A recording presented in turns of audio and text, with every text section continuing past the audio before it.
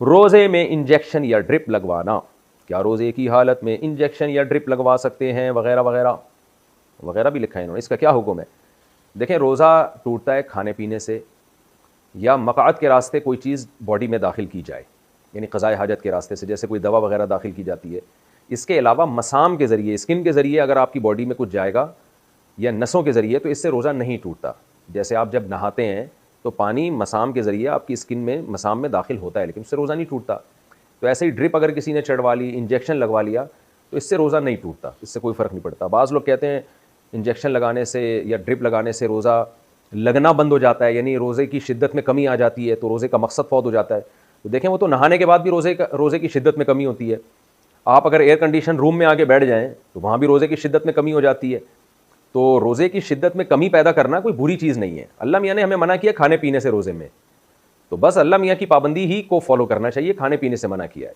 اب اس سے جتنا روزہ اللہ لگانا چاہے لگ جائے، آپ خود سے اپنے آپ کو ٹینشنوں میں نہ ڈالیں. ایئر کنڈیشن روم میں اگر کوئی بیٹھ سکتا ہے روزے میں تاکہ روزہ نہ لگے تو بہت اچھی بات ہے. اللہ میاں نے تو نہیں کہا.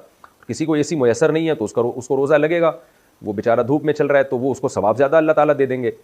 تو اس لیے روزے کی شدت میں کمی پیدا کر لینا نہانے سے، ٹھنڈے پانی سے نہانے سے، یا ایئر کنڈیشن روم میں بیٹھنے سے، یا بعض لوگ رمضان ٹھنڈے علاقوں میں جا کے گزارتے ہیں، تو اس سے کوئی فرق نہیں پڑتا، روزہ ہو جاتا ہے، اس میں کوئی گناہ نہیں ہے. تو اسی طرح روزے میں کوئی بیمار تھا، ڈرپ لگوا لی تو کوئی حرج نہیں ہے. بغیر بیماری کے بھی ڈرپ لگوا لی تو بھی روزہ ٹوٹتا نہیں ہے اس سے، لیکن ظاہر ہے کوئی پاگل ہی ہوگا جو بغیر بیماری کا ڈرپ لگوائے گا، ڈاکٹر خود بھی نہیں لگا کے دے گا اس کو.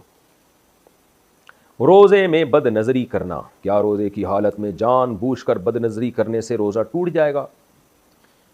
بد نظری کرنے سے روزہ ٹوٹتا تو نہیں ہے، لیکن روزے کا ثواب اتنا کم ہو جاتا ہے کہ ٹوٹنے کے قریب ہی ہو جاتا ہے وہ. جیسے کہ حدیث میں آتا ہے کہ آپ صلی اللہ علیہ وسلم نے کچھ خواتین کو کہا کہ تمہارا روزہ نہیں ہے.